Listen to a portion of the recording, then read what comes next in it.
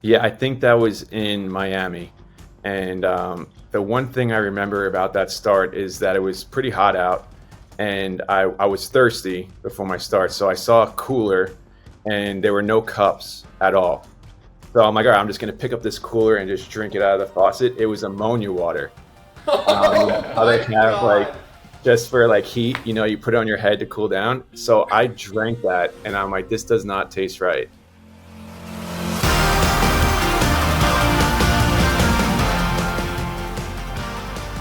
What's up, everybody? Welcome back to the 11th Inning Podcast with Kolko and Zim. I'm Dan Kolko. This is Ryan Zimmerman, and we are into the month of September. The month of hate is gone, Ryan. We are into the month of great. September. August is behind us. The calendar has turned. My favorite month of the year. It's my birthday month. Me too. Yours too.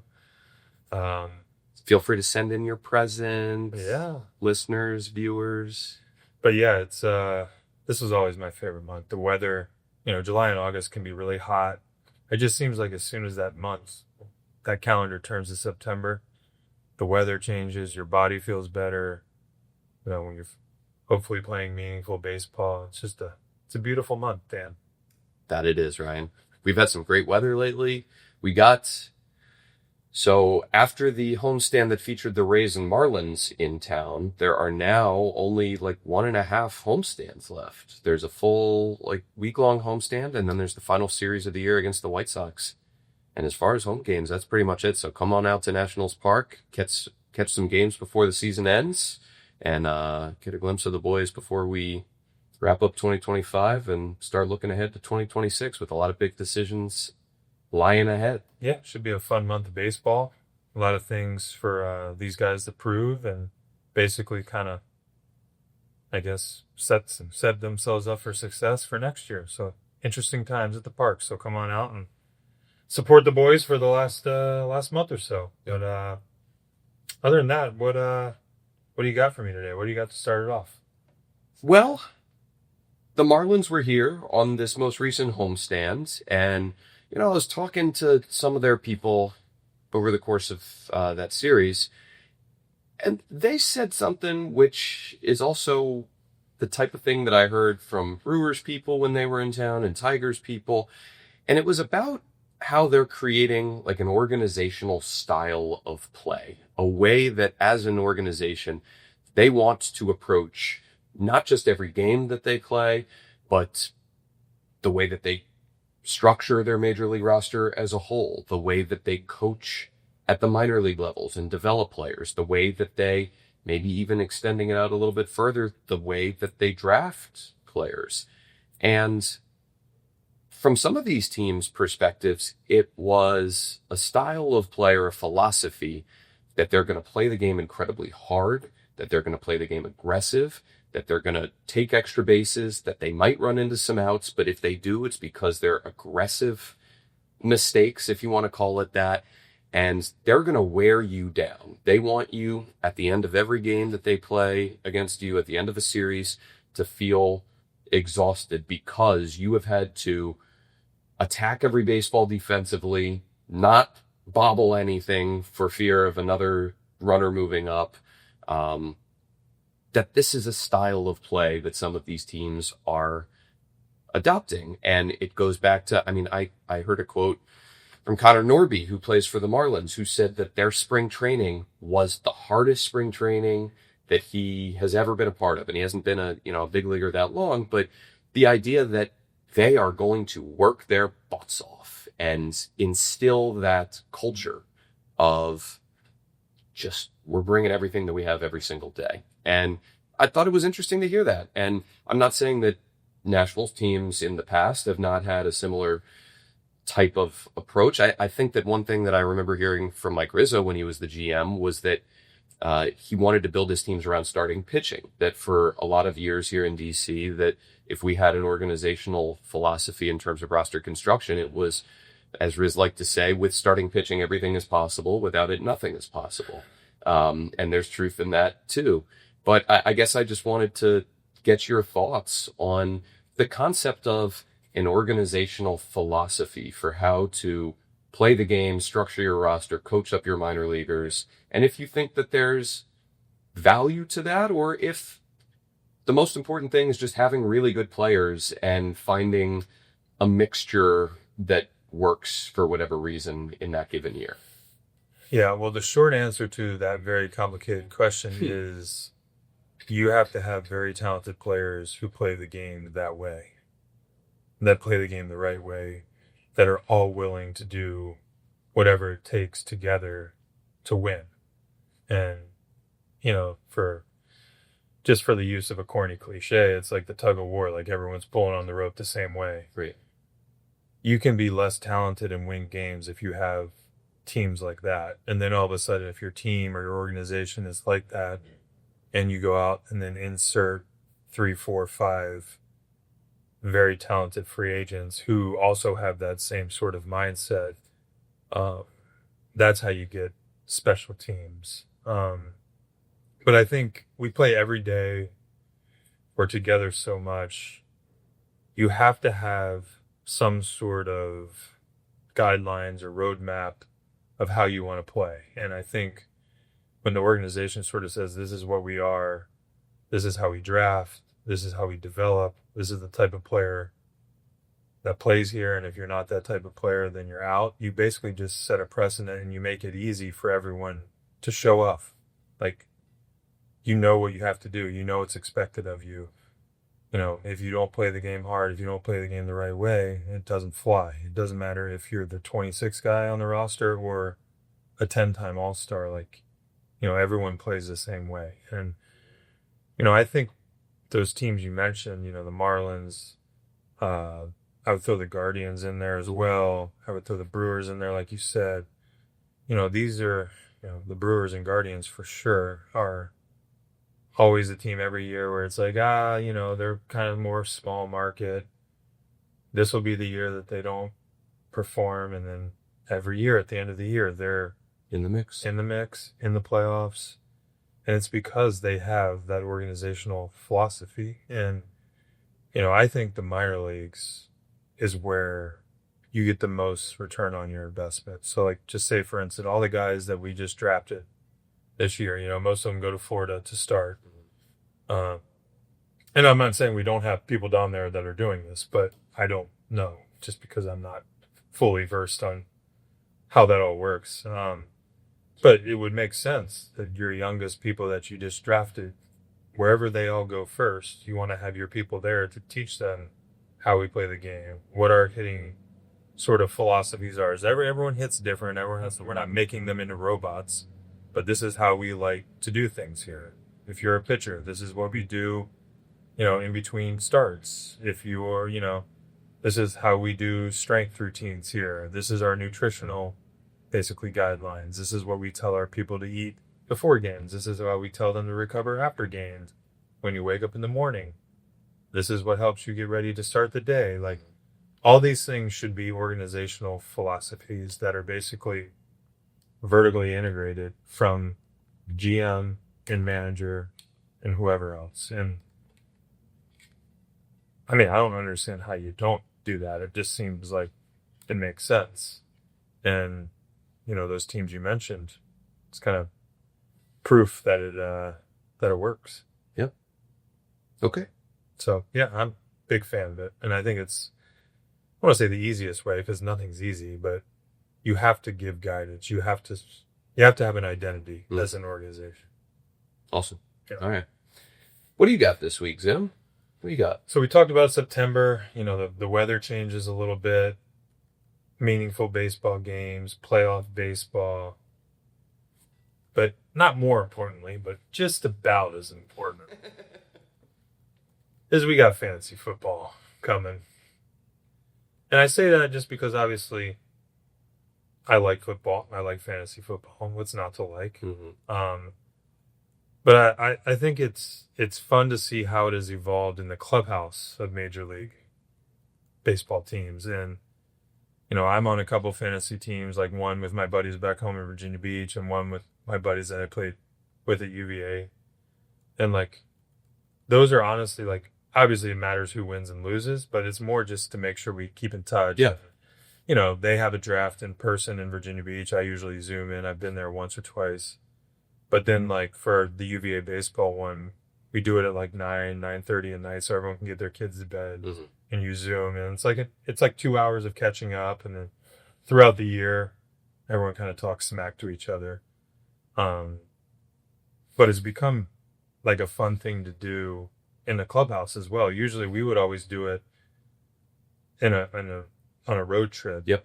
And we would rent out like a conference room in a hotel, and we'd cater it, and like the rookies would have to put the stickers up on the board as you draft. So it's just such a good team bonding experience. And then obviously that extends over into the off season and keeps everyone in touch. When life gets busy, a lot of times you tend to not talk. So, every Thursday or Sunday, there's at least some banter going on. So I'm just a huge fan of football and fantasy football in general, but I just think it's cool. And a lot of fans probably don't know like how much fantasy football is ingrained into the fabric of Major League Baseball, and the drafts are pure comedy. I'm sure. And you had on your Nationals rosters, you had some characters that I'm sure were showing up pretty fired up for Max Scherzer, he got really excited for baseball and for his start days, but he was so geeked up for fantasy football, and he would run the leagues. And well, and every year he'd try and do some new rule, and every year we'd all vote, and it would be 11-1, and he'd get so angry. But yeah, we had some good drafts, and we would even buy basically the top 15 or so picks. We would get their jersey. So when you went up and announced your first pick, you had to hold up like the jersey of your player, and then we'd always have a travel day in September where you got to wear a football jersey. Yep. So, it's just one of those things that at the end of a long year, if you're not going to make the playoffs, it gives you something kind of positive and fun to do. And if you're in the playoff race, it gives you a day to kind of escape and not. So it's just such a big part. It's become such a big part of Major League Baseball. Mm-hmm. It's become such a big part of the world. Society. Yeah, society. But, some of my greatest September memories are fantasy football drafts and just all the things that come along with fantasy. Good stuff. Yeah. All right. Stay with us here on the 11th Inning Podcast. When we come back, we'll bring in our guest for this week. This is a guy that Ryan played with. He was a National for 6 seasons. He started 2 opening days. But also, we really want to talk to this guy about what he's doing currently in baseball, but also on a very different level than his original role in baseball. John Lannan, a Nationals pitcher, now a mental performance coach with the Toronto Blue Jays. Zim and I will welcome in John Lannan when we bring you right back on the 11th Inning Pod. Welcome back to the 11th Inning Podcast with Kolko and Zim. I am Dan. This is Ryan. And joining us, a guy who Nationals fans from a little bit ago know pretty well, John Lannan, who pitched 6 years with the Nationals organization, 8 years in the big leagues overall, and a 2-time Nationals opening day starter. John Lannan is on the pod. John, how you doing? Good. Thank you so much for having me. Yeah, man. Good to see you. We try and keep in touch. We were talking before we hopped on about, you just saw Stammen recently, and we're talking about how we all just chase kids around and try and be dads and kind of balance being family people, but still staying in baseball. So it's good to catch up, and we appreciate you coming on. This Cincinnati Wi-Fi is not great, so I think I lost you there for a second. But I heard you say about the kiddos and how hard it is to stay connected when everybody's got things going on. And that's, I think we always have that bond no matter what we're doing. So we can always kind of reconnect and hop right back into it. Well, John, we wanted to have you on for multiple reasons, to talk obviously about your Nationals time, to talk about what you're doing now with the Toronto Blue Jays. We'll get to that in a bit. But first of all, let's go back to the early days of your big league tenure with the Nationals. You made your way up. You join a roster that, did not have some. We like to dance around it, John. Those were not great teams. Let's just come out and say it. Those were not great teams. But what that provided is kind of what Nationals players currently on this 2025 roster have, and that's an opportunity. And you got an opportunity to become a major leaguer and pitch every fifth day. Take us back to those early days of you at the major league level with this Nationals organization. Yeah, Dan, that's a beautiful dance move right there, calling it an opportunity. Because, that's exactly what it was. I think I was really fortunate to have that opportunity. When I look back, just the way things happened, we were kind of short on, starting pitching, and Jim Bowden was willing to do whatever to make our team better. And I think he was willing to go with the hottest hand. So I'm grateful that, when I was pitching well, they were willing to take a chance on a young kid. And, those years of grinding, proved to be, helpful in my job now. How do you work through the tough times and still stay grateful and still focus on what you need to do, even though things aren't necessarily going your way. Well, I love when people, we talk about dancing around how the team wasn't successful and how obviously right now they're young and going through some growing pains, but I think what the casual fan doesn't understand is even on those teams, if you don't perform in the big leagues, they're not just going to let you kind of hang around. So you have to take advantage of your opportunity, but also you're in the big leagues. I mean, you're at the highest level of the game that you love to play. So I think when you're losing games, it's easy to be not negative, like, oh, it doesn't really matter. The team's not going to make the playoffs, or, the fans are not into it this year. So it's easy to just kind of coast. But a lot of these young guys, and like John was saying, he is grateful to have his opportunity. And so many people go on from teams like that to then have great big league careers. So I think, and we all do it, myself included, we kind of discount these teams that aren't very good at the time, but it's still the big leagues and it's still your livelihood and it's still your job. So I think we do such a poor job of still realizing or not realizing the magnitude of, what these guys are playing for. Yeah, I look back. So 2007, 2008, our team we had some core, obviously yourself, and then we had Clip come up every once in a while, and then Craig. But as the team kind of progressed up until Harper and Strasburg, they had a core group of guys that all struggled together and shared that struggle. And I think whenever you can have a group to do that, they've been through the fire together. They're in the trenches. And I think going through that prepares you for the better times, and you're kind of battle tested. So, you've been through that, downtime that makes the success that much more brighter.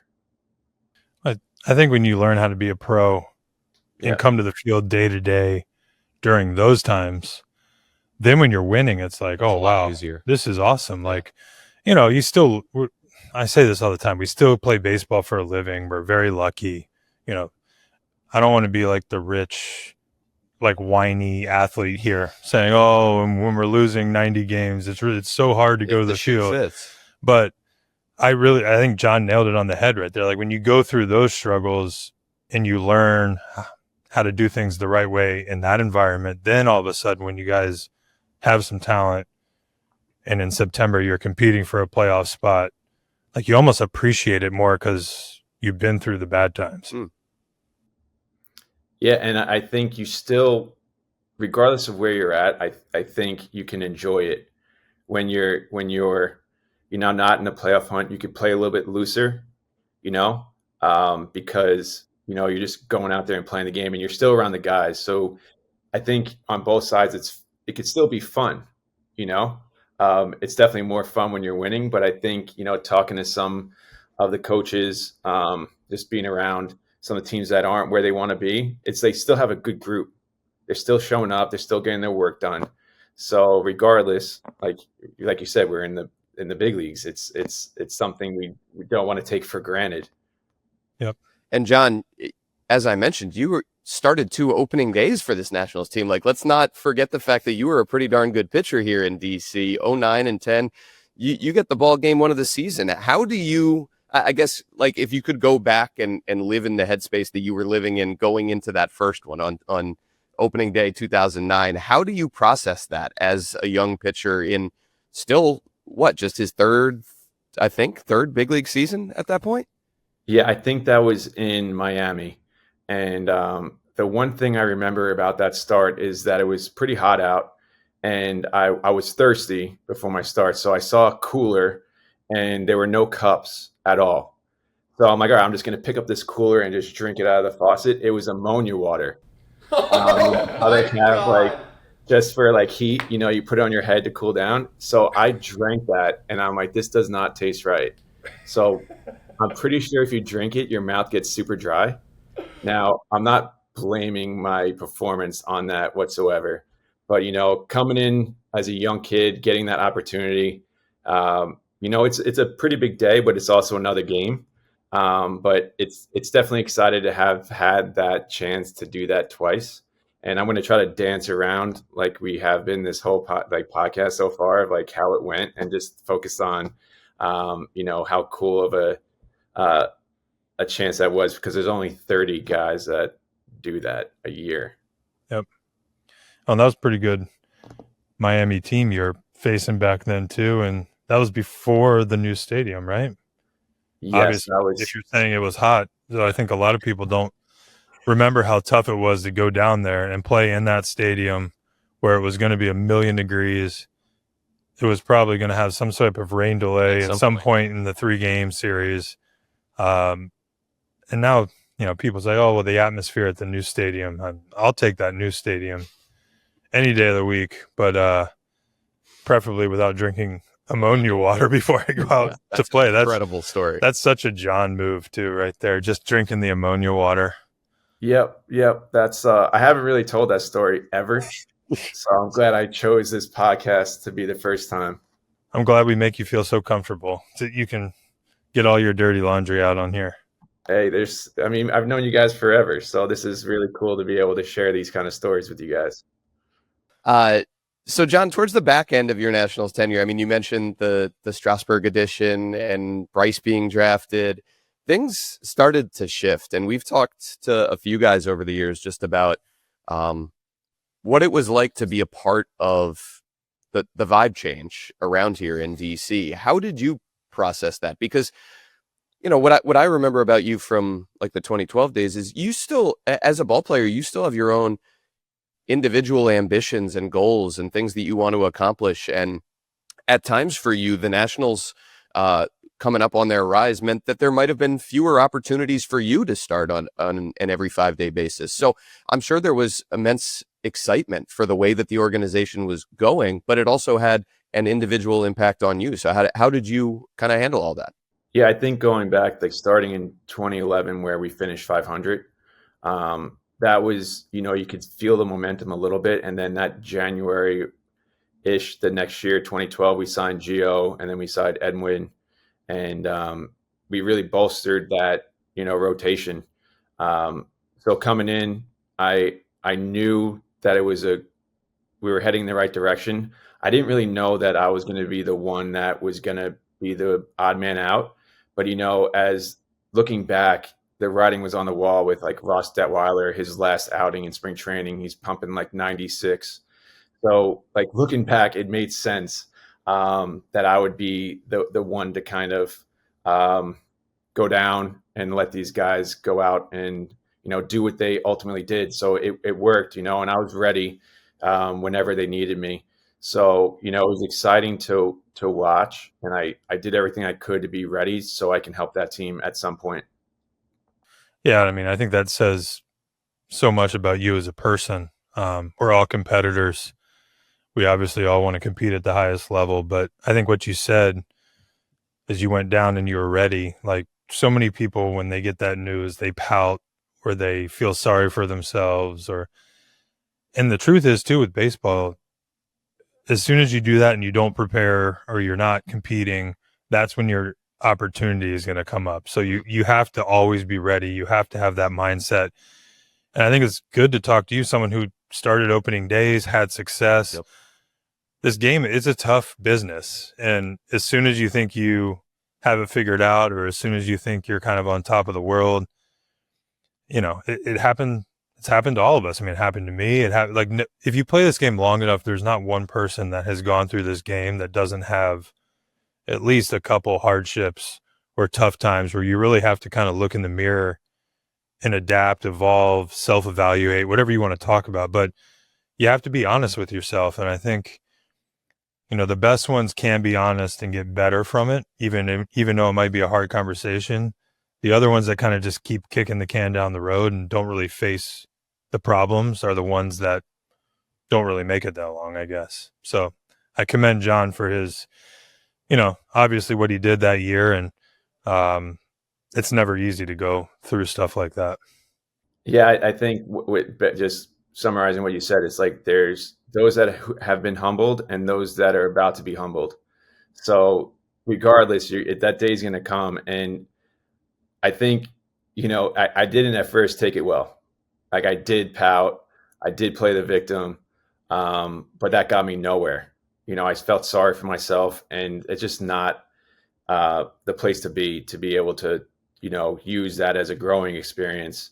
It was only until like I embraced where I was at and prepared like I was in the big leagues and accepted everything that ultimately I started pitching better and that opportunity came, because very rarely does that call up happen when you expect it. Usually when you're in a spot where you've kind of settled in, do what you have to do every day, and then that day that you get called kind of just happens. Well, what do we always say? Baseball's undefeated, like whether you get hurt, whether you're the odd man out of the starting rotation, the games are going to happen no matter what. You could be the best player on the field, pull a hamstring, like there's going to be a game tomorrow. The game waits for nobody. Nobody's bigger than the game. And I think to have that attitude and sort of that maturity that he went through, where you realize like nobody's bigger than the game. No one person makes a team. And I think it just makes you respect everyone around you a little bit more as well. And that leads us perfectly into your role now with the Blue Jays, John. You are, let me make sure I have this title right, a mental performance coach with the Blue Jays. Is that right? That's correct. Yes.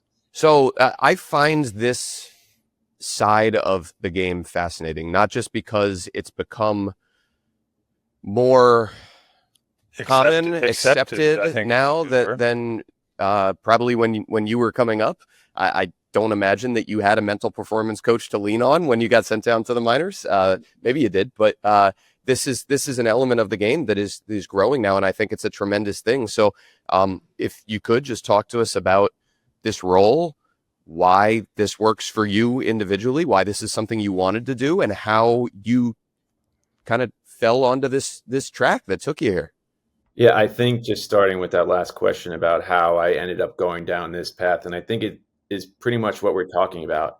It's those hard times and the fact that like sometimes we were under-resourced with people to go to, that I was like, hey, this is a pretty cool opportunity to be there in a way that I know I needed someone to be there for me, just as a resource, and I don't want to get too much into it, but there was other things later on that I went through that drew me even closer to it. 2014, I really struggled with some mental health stuff. And I then turned to get some help, and that kind of shifted my mentality towards the game and my goal of helping others. I think we're so focused on ourselves and what we want to achieve. But then I realized how, much more rewarding it is when you're helping someone else achieve their goals. So, after that there was kind of a shift, and I started reaching out to a lot of people in the field, like mental performance coaches. And I was like, hey, I played. There's no reason why I just can't get into the game now. However, they were like, hey, we're trying to, formalize this role, and there's certain steps we recommend you take. And one of those was getting my master's in sports psychology and getting a certification through our governing body. So, after I was done playing, went right into school.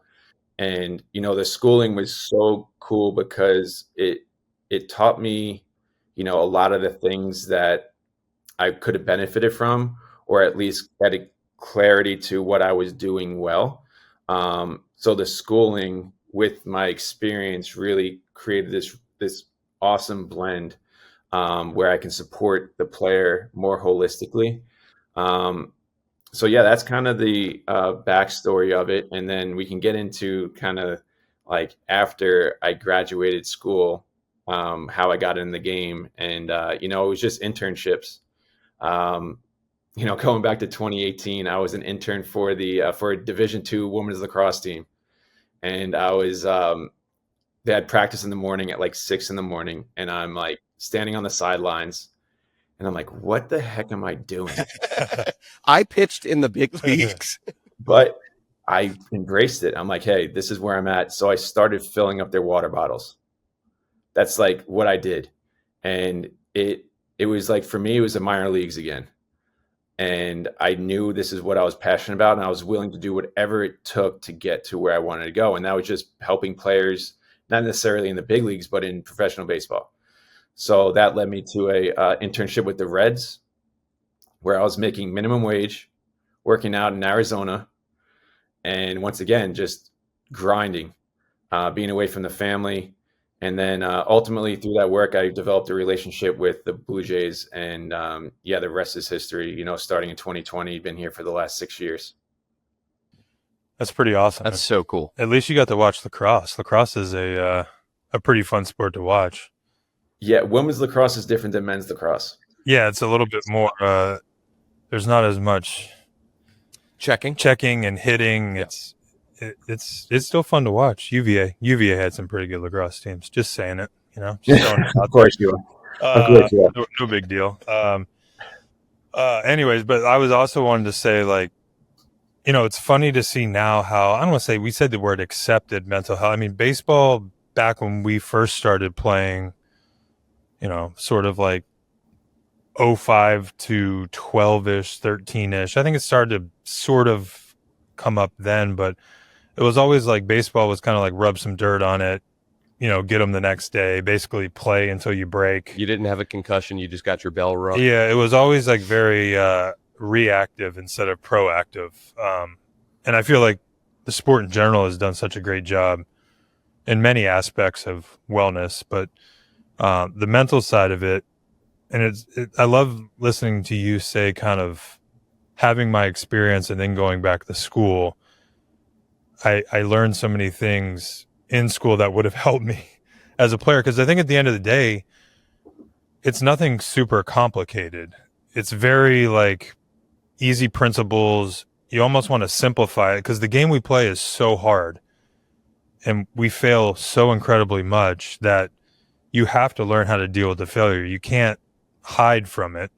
You almost have to accept and embrace it. And then, like you said, have 2 or 3 simple cues that kind of let you get through that, staying positive, things like that. But, what were the couple of the things in school that you learned that as soon as the teacher said it, you kind of like had a light, like you're like, man, if I could have gone back, I would have used this. Like, what were 1 or 2 of the things that you think you learned at the beginning that were most interesting to you? Yeah, and I think you like nailed it perfectly, right? We're trying to simplify things so we can be at our best whenever we step on the field and be as present and composed and committed to what we're doing in high pressure situations. So one of the things that I think stood out to me very early on was visualization, like imagery. Like, these are free reps. There's only so many bullets, we have in the tank as pitchers, and, you can swing until your hands bleed. But I think we have this opportunity to utilize our minds and that power to create images and videos in our minds of what we want to accomplish on the field. And I think the more vividly we can create this, the more likely we are to go out and be confident that we can do it because we've seen it before over and over and over again. So I think that's one of the things that I think I would have done a lot more. And I think simply like breathing. That's been the biggest thing for me, not only utilizing it in our, pre-pitch routines, but practicing it. Because if you don't practice it, it's really hard to use it. And we're trying to simplify things. We don't want to add anything more that you need to think about. Like, okay, I got to hit 100-mile-an-hour fastball. Okay, breathe. Okay, think. It's like, no, let's practice this stuff. So when you go out there, it's just part of what you do. It's not something that you're adding on to. So I think imagery and breath work were the two things that I kind of latched on earlier on. John, especially when you got the job with the Blue Jays initially, you don't have a personal relationship with the vast majority of these players, if not all of them. How do you go about trying to build that trust and get someone to tell you their, deepest fears and what is preventing them from reaching a new level? Like, how do you even go about building that bridge to get these world-class athletes to break down those walls? Yeah, that's a great question. And it takes time for sure. And I'm not meaning that's a cop out, but it definitely takes time because, like Zim said earlier on, it's still, even though there's more openness to it, there's still some carryover, which is completely normal. I get it, right? So for me, it takes time, and I'm just a resource, right? I'm gonna go at the pace at which you give me, and part of that relationship and that time is why I went back to school again and got another master's in counseling, because that relationship and how to build that is so important. So understanding that, it takes time and not forcing it, because baseball players are built to pick up BS. They're built to pick up what doesn't stand out. Like, okay, what is he trying to do? Right? Is he like genuine, or is he just trying to check a box? So, knowing that, it can create some, slower pace, but I know that it's okay. Right. And then eventually that will pay off in the long run. I just know sometimes it takes a very long time to get guys to, understand where you're coming from and that you actually care. Well, I think too, and for lack of a better word, you're kind of dealing with a bunch of these alpha males, the most uber competitive people on the face of the planet.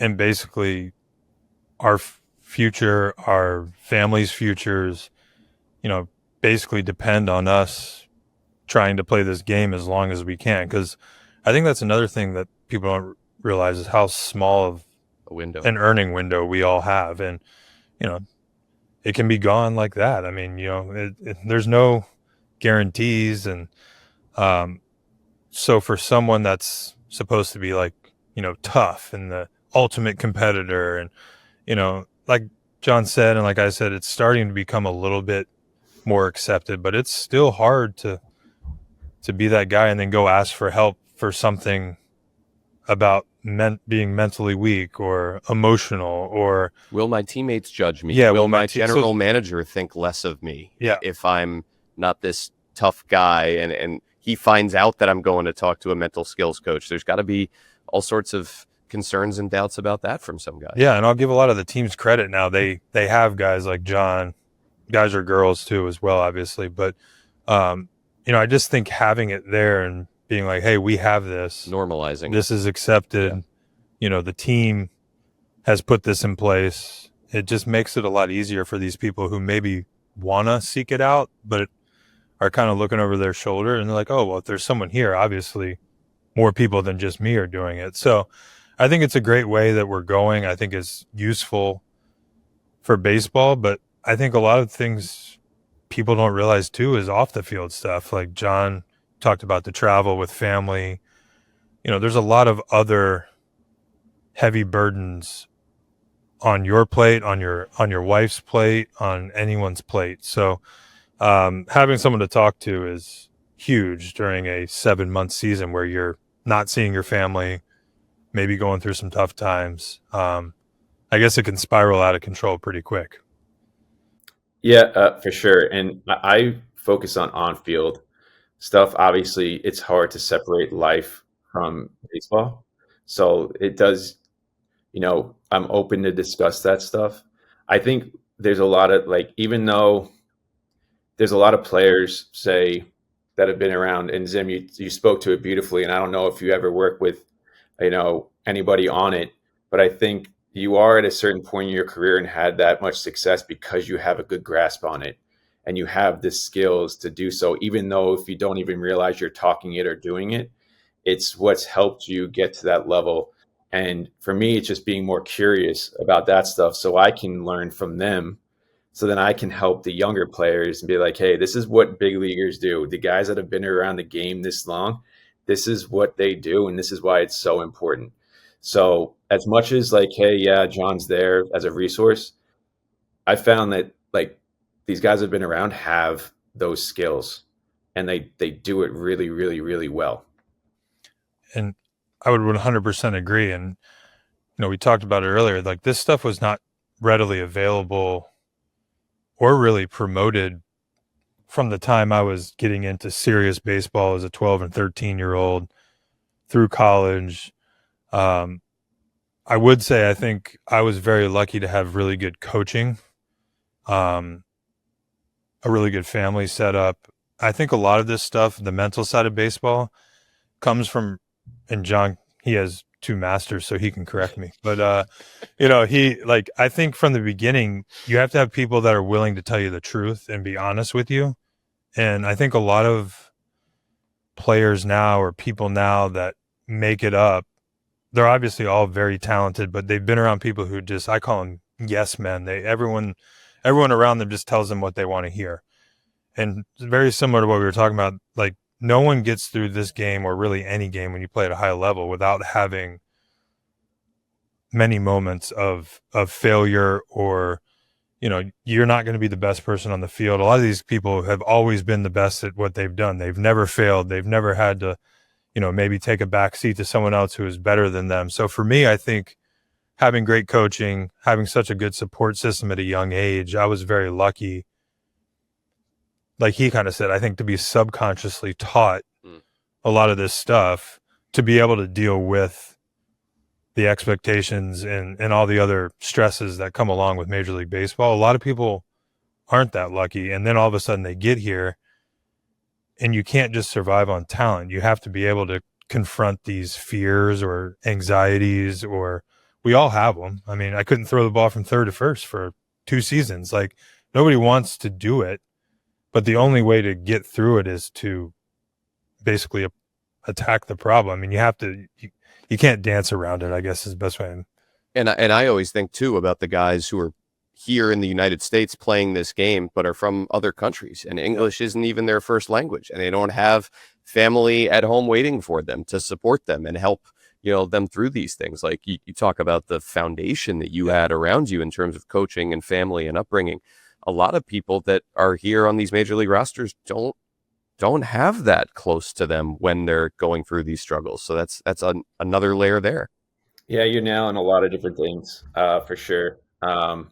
First, like to Zim's point on the coaches, I think ingrained in any coach is mental performance. I think all coaches talk to it in some respect. And then, Zim, your family and that support there too is super important. Dan, to your point about like players from other countries, like it's so important to give them like to help them transition, right? On the other side, I went to Dominican Republic for winter ball, and it was different, but at the same time you realized a little bit about what it could be, just dropping someone in a new culture and being away, and just especially with the young guys, like how to order food. So that's a whole nother thing that I empathize for, don't completely understand, but fortunately we have, resources in that respect too, to help people, to help players, handle those challenges. And just one point too, like I think mental performance is something that people think that you just go to when something's wrong, right? And I take a strength-based approach. Like you could still talk through things when things are going well too. It's like, okay, I'm good. How do I get better? No one's too good to not get better. Or like, what am I doing? So let me verbalize what I'm doing so well right now that is allowing me to have the success that I'm having, so that I'm more aware of it, so that if I do struggle or if something does go wrong, I kind of know how to check myself and things to find your way back to that good place. Yeah, and it's about reflection for me. It's like you don't learn from experience, you learn from reflecting on experience. So in doing that, like if you were to journal, right? You can look back at like what you were doing really well or what your non-negotiables are, and you can go back and be like, "Oh, okay, that's what I was doing," because sometimes you don't need to learn something new, you just need to remember something you already know. So going into that stuff and realizing like, okay, I'm not here just to, I don't want to have a deficit detector where like I'm trying to right some wrong. Cause I think that's what people think. It's like, okay, I'm looking for something that's wrong with you and I want to fix it.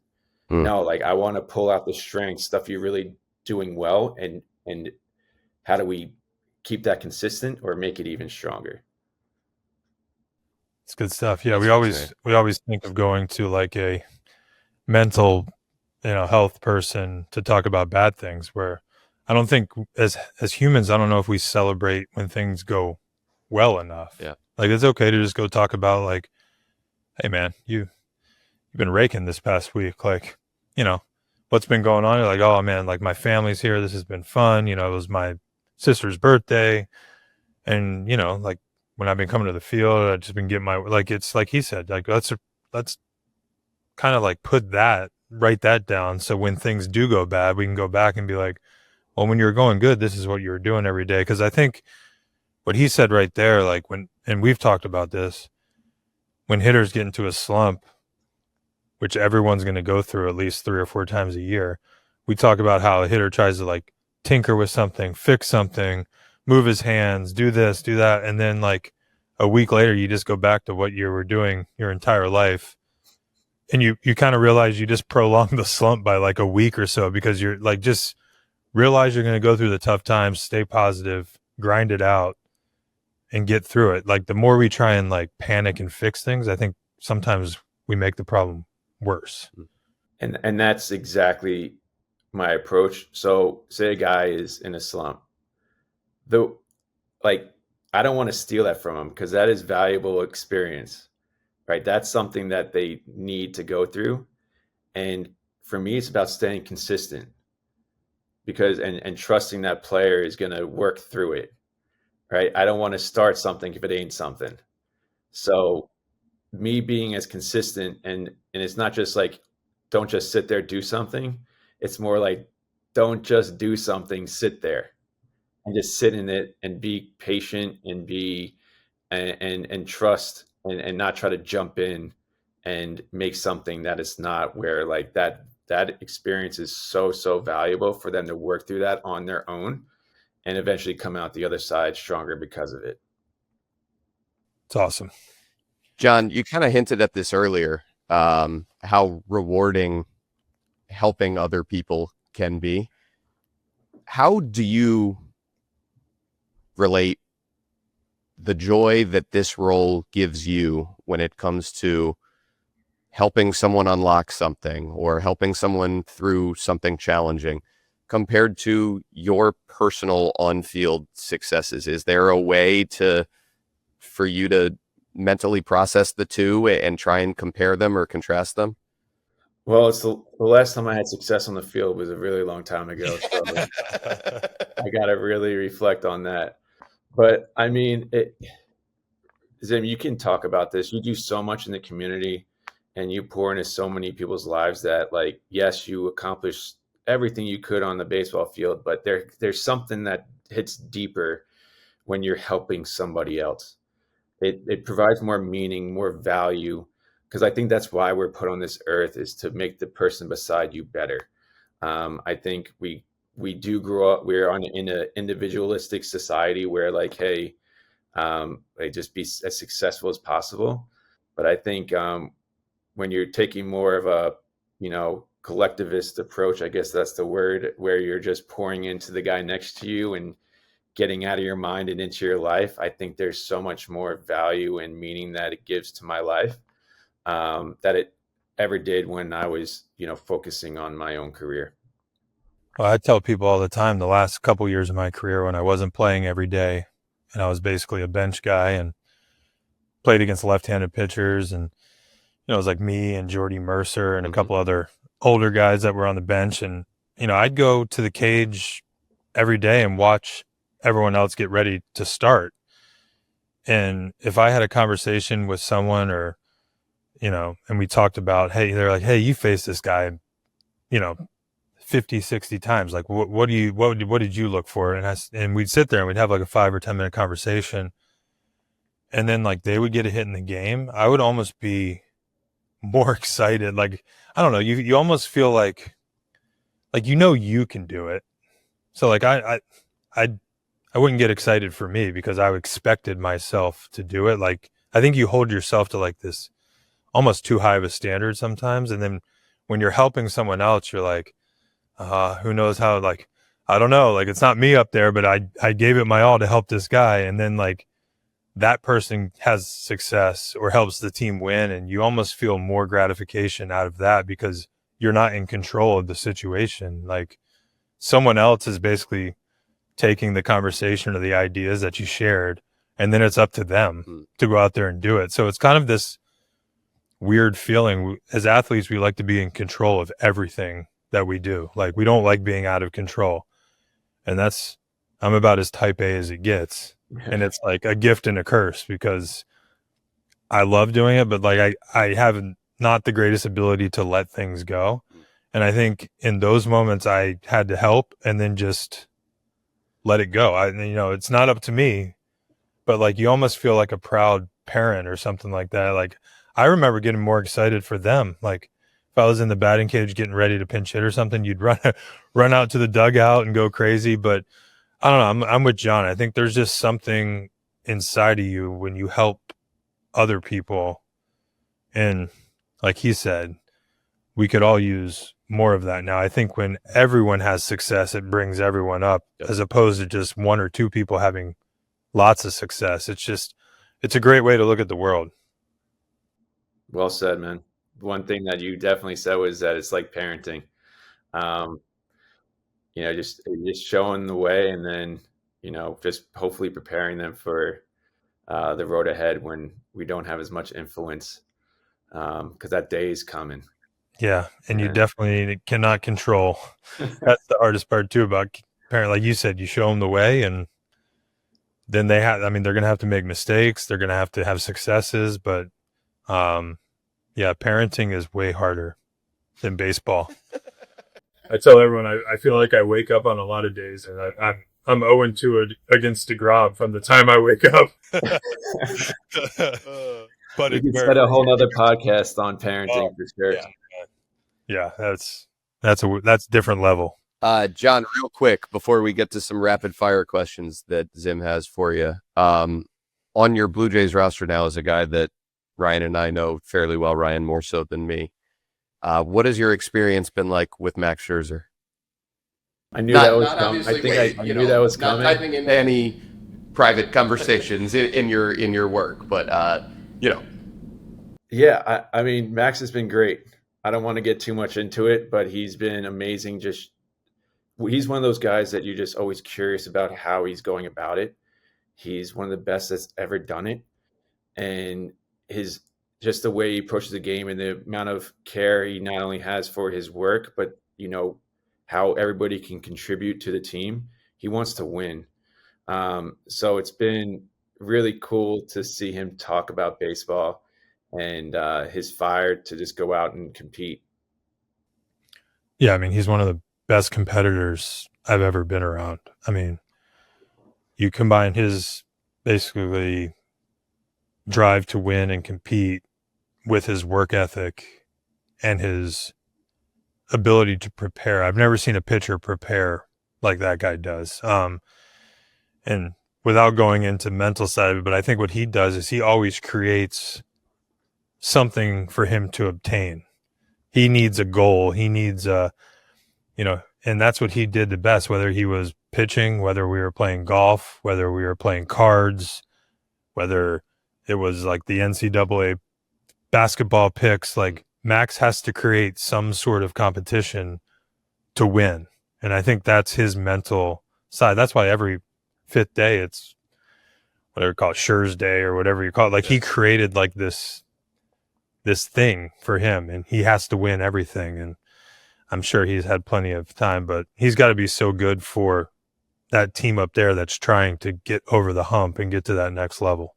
Yeah, that's well said. Yeah. I've always felt like it's not an accident that his 20 strikeout game came against his former team, because not only was he going to know those guys inside and out and be fully prepared for how to attack them, but also just what it would get out of him, you know, the adrenaline, the drive, all that. Yeah, he knows how to bring the best out of himself, which I think is maybe one of the hardest things for someone to figure out, what makes yourself tick. Yeah. But anyway, he's a special creature. Yeah, I don't think he'll mind me sharing this, but he has something that he said earlier on was like, I'd rather tame a tiger than push a donkey. So it's like, I think that's the way he put it, but like he'd rather learn how to control the aggression than try to push someone to have it, I guess. But I think that summarizes him a little bit. It's great. Yeah, it's awesome. Cool. Rapid fires. All right, Johnny. Well, alrighty. Every show we end it with me. It's called 5 walk-off questions from Mr. Walkoff, which I hate saying that every time, but that's what the segment's called. So he has to say. So I have to say it. So 2 of the question, the first and the last question are the same. We ask every single person, and the 3 in the middle I've created just for you, buddy. Appreciate it. So the first one is, I ask everyone, what's kind of a motto that you live your life by, or a piece of advice that has really affected your career, your baseball career, your mental career, just, some type of advice or thing that really pushes you every day. This one will pack a punch coming from a mental performance. No pressure here. Yeah. First thing that came to mind, and this is my motto, is family over everything. Love it. Nice. Love it. We didn't get into this on the pod, but I'm so interested in this. How do you think the world of social media and all the other sort of outside pressures that players have to deal with now has affected the mental side of the game? This is obviously this might not be a great question for the short answer. Rapid fires, but I was actually thinking about asking this as well earlier. In your quickest kind of response, how do you think social media in that world has really changed the game for professional athletes? It's changed the world. Yeah. I mean, forget just athletes. I see it in my son. I think when we were coming up, I know this is rapid fire, but when Twitter and Instagram were coming up, like I had to get off. I thought it was like this cool thing. Like, oh, I'm just going to share what I think. But then I started getting bashed. I'm like, all right, this isn't. It opened up a really cool avenue to connect with players and add a personal side, but you're also seeing this backlash because people are threatening the players' families. It's getting ridiculous. So, it's definitely another distraction, but it's just that as a distraction. So how do we accept it for what it is and then get back to our task at hand, being as present as possible, because there's always going to be distractions. There was newspapers, there was like everything before that. It's just a little bit more amplified. Nice. Well said. So I always say when we play in DC, you have the ability to do things that you can't do in any other city, just because I think it's probably the coolest city in the world. But you are now in possibly one of my favorite cities to play in. Not physically where John is. You're talking about he's in Cincinnati right now. Cincinnati, not quite to the level of Toronto. Hey, we're not here to bash Cincinnati. Cincinnati is a good city too. But so what was your favorite thing you did in DC while you were playing? Maybe like a cool moment or a cool tour or something you saw here. And then what's your favorite place to go in Toronto? 2 quick questions, I guess, for one. So double whammy. Okay. If you can handle it. Yeah. One of the cool, I wasn't like you and Nick Johnson going into the White House and having the best burger of your life. But, just like when President Obama came in for opening day, got to meet him. just being so central to the city. I lived in so many different areas, and sort of like Toronto, DC has like these little sections. You got the Navy Yard, you got Foggy Bottom, you got Chinatown, you got all these different places where you can go and experience the city in a different way. And I think that's what makes cities great. And I think Toronto offers that as well. But one of my favorite restaurants in Toronto is Enoteca Sociale. It's an Italian place. It's pretty authentic, and my family and I love it. That's great. Awesome. Such a good city, man. Yeah. I love that place. It's amazing, and especially with where we are as a team. The city, the Six, is really showing up and showing their full support because we're playing for a country, so you could definitely feel the vibes and the support, and it's been amazing. That's awesome, man. Yeah. So going with that, what is your favorite Nats moment on the field? It can be personal, it can be team, it can be, what comes to mind? Favorite Nats moment. I wasn't there for your walk-off, Mr. Walkoff, that first one and to open up the stadium, but that was pretty cool. I think clinching the NL East in 2012 was cool. And then, for me personally, was the Bonds game when he was going for the all-time home run record. I think that was pretty cool. And then getting to see it the next day. So I think those are, a couple of the top moments for sure. So remind me, you pitched the day before he hit it off Bassick? Yeah, so he tied it in San Diego on Saturday, and he took Sunday off so he can try to break it at home on a Monday, and I pitched that game. And yeah, didn't give it up. I like it. Sick. Yeah. Last question. What is your go-to karaoke song? I'll never sing karaoke, but if I did, be Sublime. Don't say never, John. Never Yeah. is a long time. I'd say Sublime, like What I Got. Nice. Ooh. Nice. Yeah. You don't even really have to sing that one. Like there's, you can just kind of rap your way through portions of it. Like There's a little bit of rhythm to it, but there's also some rap. Yeah. But it's probably it's a safe song. I think you get a lot of crowd support on that one too. And it's kind of like a surprise. Nobody really does that one. So I think you'd have solid choice. I think there's a sing-along portion there. Absolutely. Through the G version for sure, though. PG version. But yeah. It's all right. Well, John, thanks for joining us, man. Appreciate you taking time away from your busy schedule with the Blue Jays and hopping on the podcast with us. It's been a lot of fun talking about your Nats memories. And honestly, man, Zim and I were so fired up to just talk about your current role and hear all that goes into it. And it's so evident that you love it and that you're helping these players through so much. And I'm happy for them that they have you, and I'm happy for you that you get the joy of having this second career and getting to do this, man.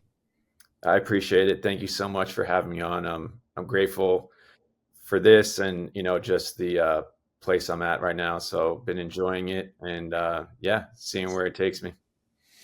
Awesome, buddy. Thanks for coming on, and good luck pushing those boys over the finish line up there. That would, like you said, like playoff baseball in Toronto is electric. So hopefully they can keep it rolling for another month and you can have some fun times up there. For sure. Thanks, guys. Take care, Johnny. All right, later. Welcome back to the 11th Inning Podcast. Great stuff with John Lannon and Zim, because we had so much great conversation with John. We're going to keep the fan question and answer portion a little shorter today, but keep your questions coming in.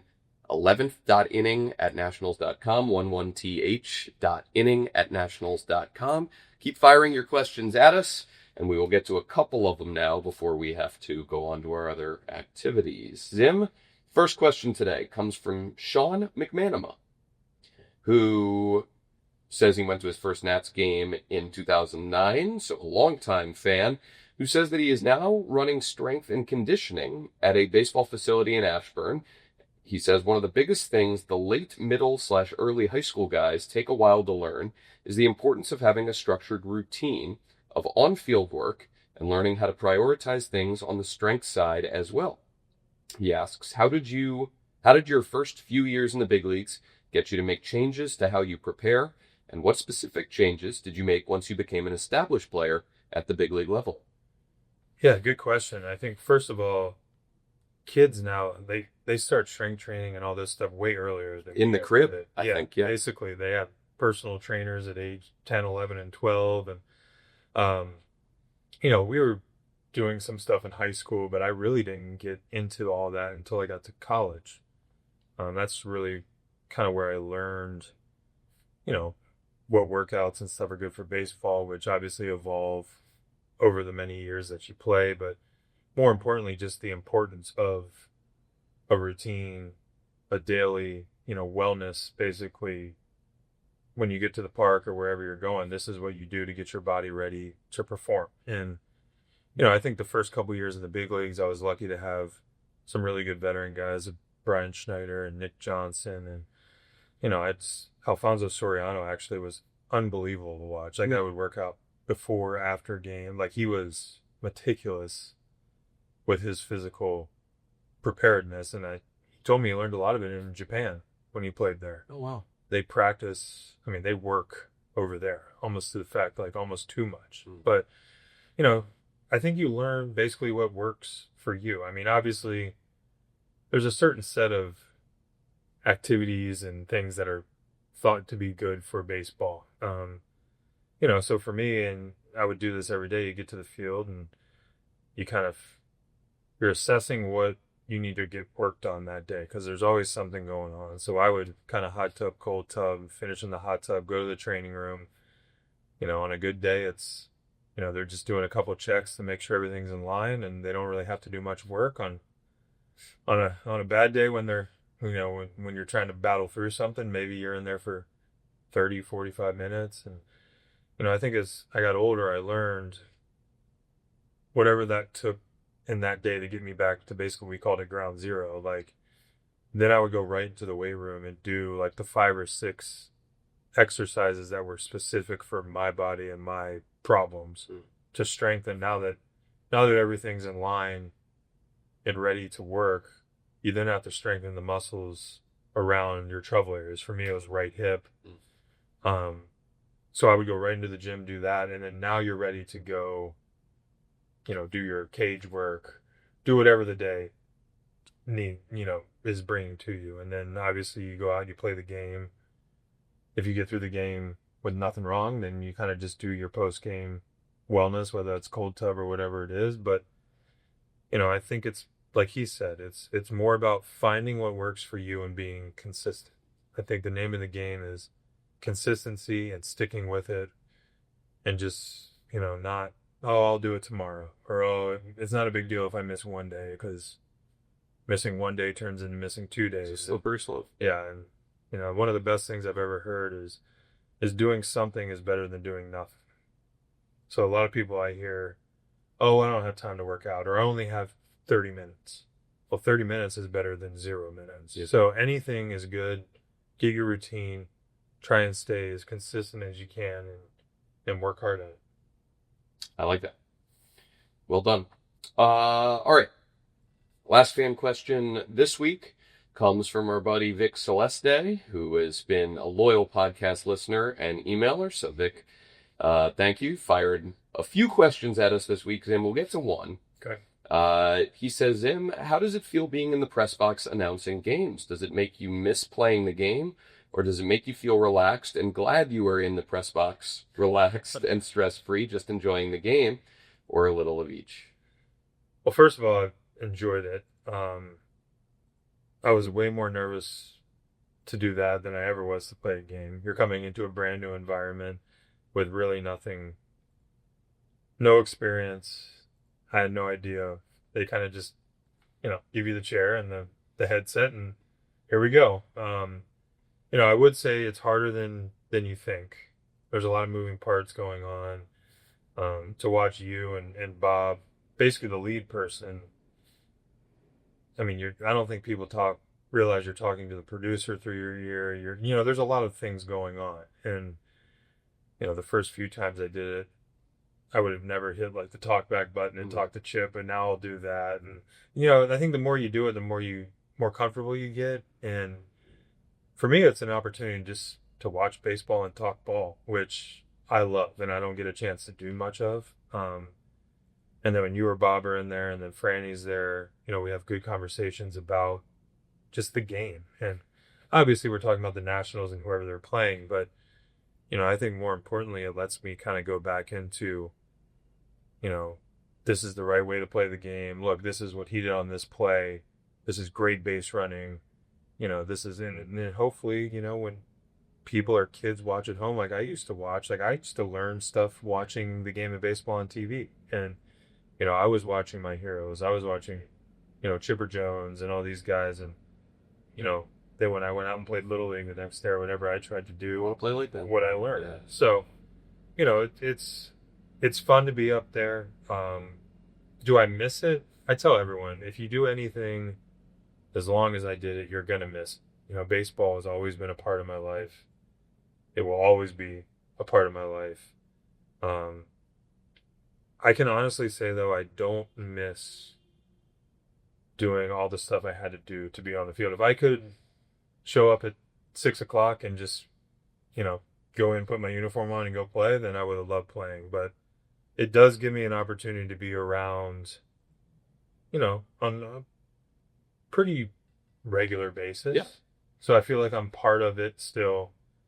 And you have to prepare, especially when it was just me and Bob a week or two ago. When Franny was off. I mean, I felt like I needed to know what the pitcher threw. And so it kind of took me back to preparing for a game as a player, but I was preparing as to what, you know, I would say, hey, if you're right-handed, this is what this guy's going to do. If you're left-handed, this is what he's going to do. So it kind of gave me that feeling of being back in it. But it is nice not to have to worry about that at bat the ninth inning when the game's on the line. But yeah, you know, it gives me that baseball fix, and working with you guys is fun. So we've got to know each other a little bit more. And like I said, the biggest thing I've taken away from it is it's a lot harder to be good at than people think. You don't just show up and talk about the game. I mean, you guys are doing research, and it's a lot of talking. And I think the thing that we try and do every day, beyond, you know, me teeing you and Franny up to coach our fans up and give us some baseball wisdom, is just make it feel like it's some guys watching baseball on the couch together, and everybody who's in their living room is just kind of there on the couch with us and having fun watching a game. So it's been great having you up there over the last couple of years. Yeah, it's been fun, and hopefully we'll do more of it. We'll see. That sounds good. All right. Thanks for your questions this week. Thanks to John Lannon for joining us here this week as well. Thanks to Olivia Taylor, Wendy Bailey, Lizzie. Thanks to everyone helping out behind the scenes and helping keep the 11th Inning podcast churning all season long. We're into the home stretch now, but we got one more before the regular season wraps up, and then some off-season content as well. So as always, Zim, we thank everybody for listening. Yeah, thanks for listening. Thanks for sending the questions in. Hope you enjoy, and we'll see you later. See you guys in 2 weeks on the 11th Inning podcast with Kolko and Zim.